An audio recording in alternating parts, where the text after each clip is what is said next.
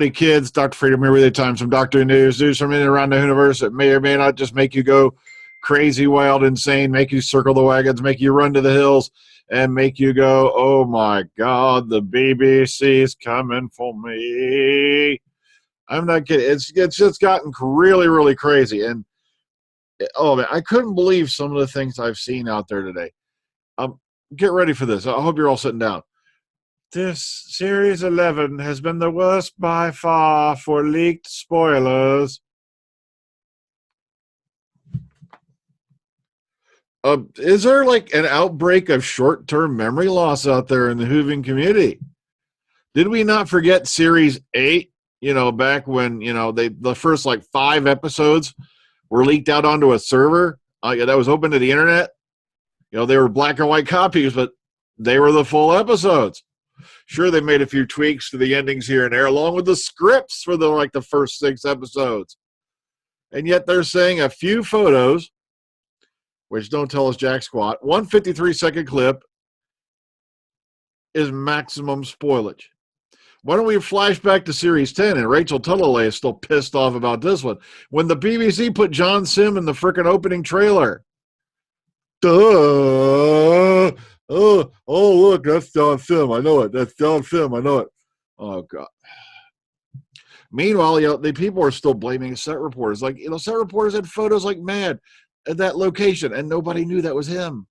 He was in makeup from the minute he walked out to the minute he went back. Nobody knew what actor that was. They were speculating for weeks. Then it's like, boom. You know, frickin' BBC shot themselves in the foot. Kind of like Brexit. But okay, also, I've been hearing some more things. Like I said, a lot of people are out there going, this whole subpoenaing of Twitter thing is a publicity stunt. It is not. I know one of the parties involved. I've seen the subpoena, and here's the weird part of it. It says for material such as episode 1 of Series 11. It doesn't say a 53-second clip or a couple pictures.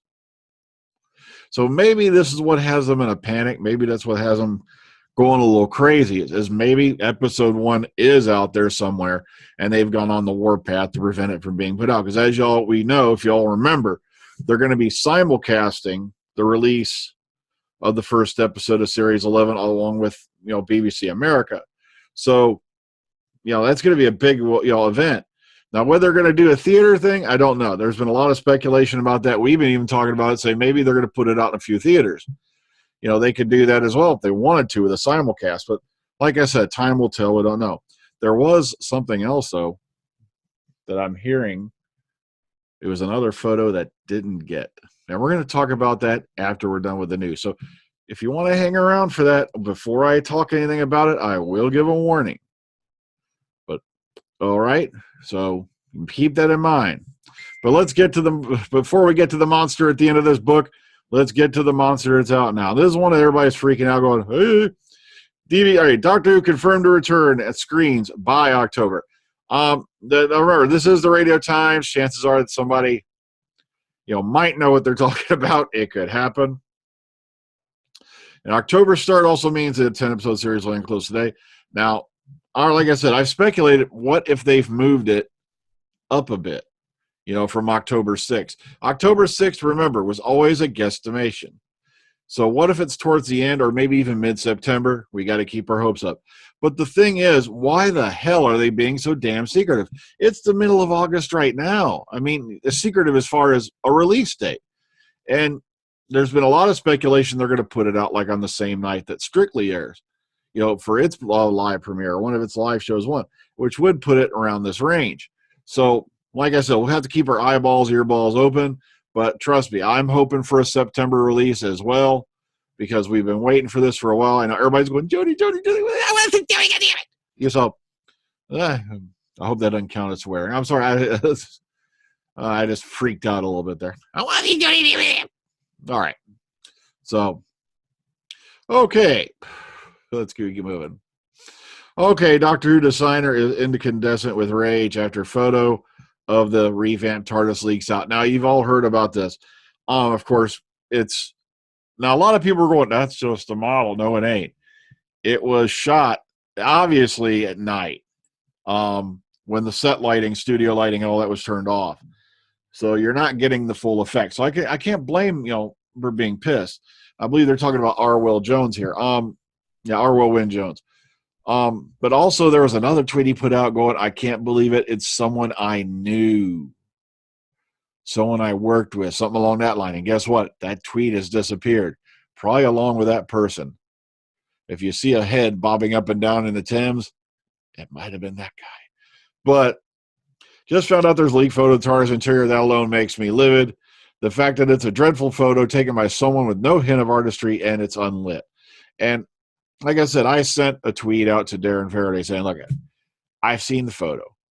And the thing is, I'm still looking forward to seeing it because I want to see it when it's properly lit, with proper camera and all that. Because a lot of people are jumping up and down going, oh my God, that sucks. But the thing is, we don't know if it's, what it looks like when it's all lit up. Matter of fact, like I said, I've got some speculation as to something's going to be going on with those crystals when it's in flight. And that would be really freaking neat to see it. So we can't judge it by this preliminary, okay? All right, so don't go crazy. But like I said, I can understand why he's a bit upset. But come on, life moves on. We'll all survive it.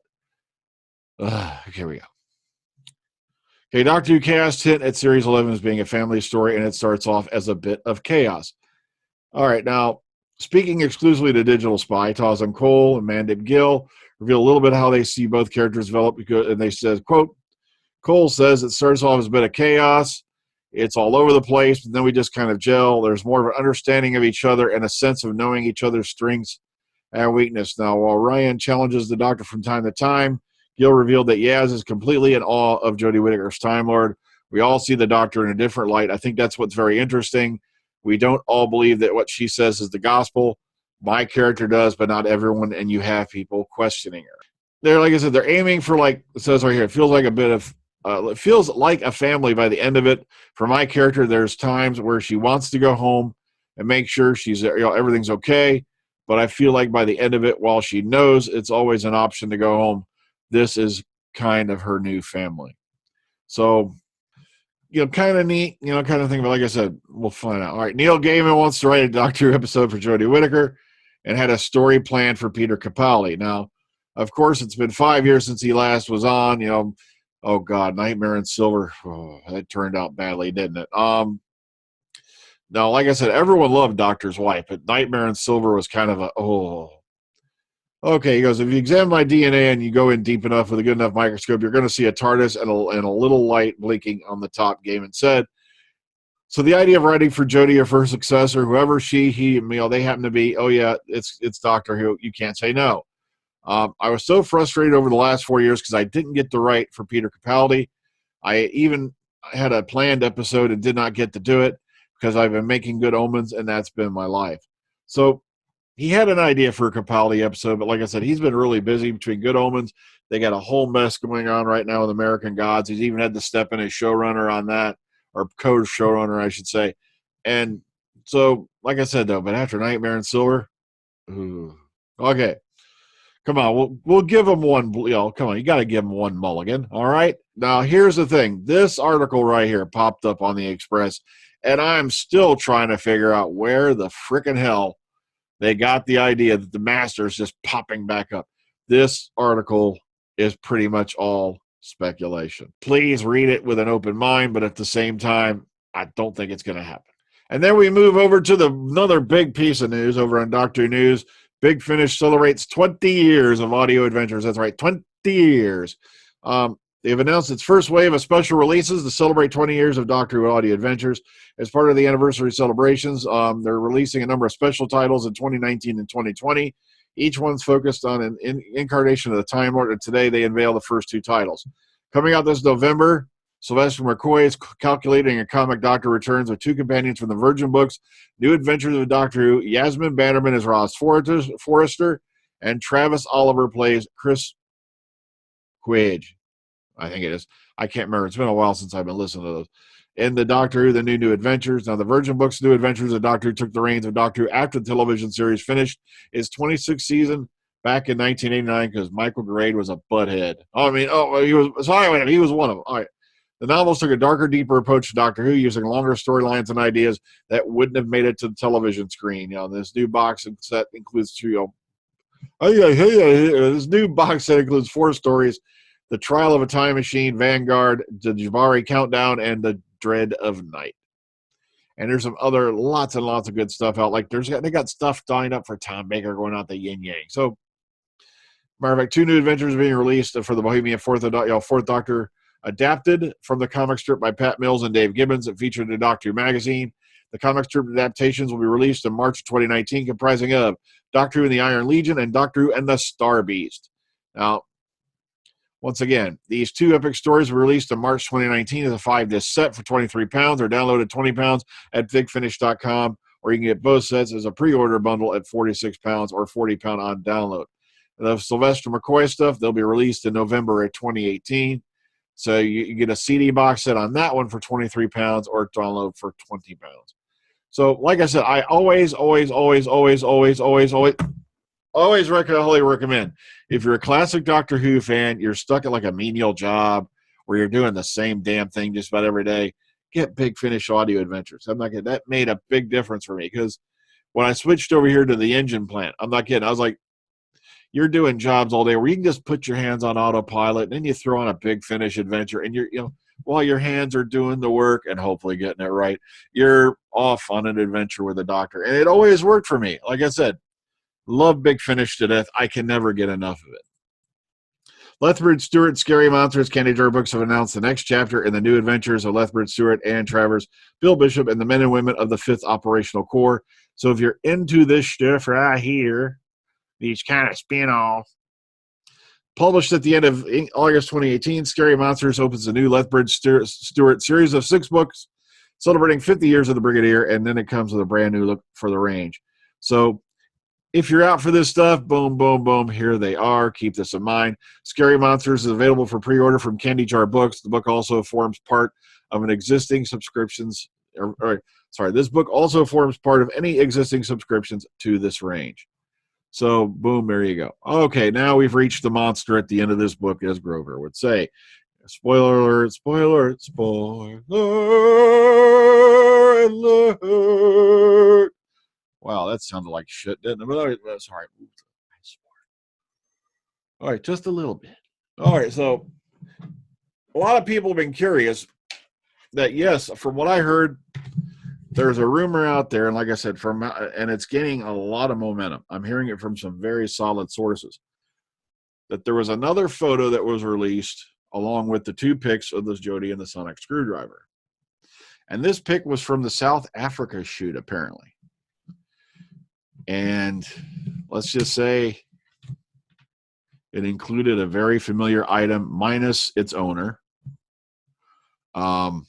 There was a lot of rumors about this particular person coming back in Series 11, and it turns out it may have stemmed from this. Not one of these, but the actual prop. So while Jack's not coming back, Gwen definitely not. They both denied it on Twitter. Words reach me that, yes, the Vortex manipulator, Jack Harkness's, was seen in South Africa.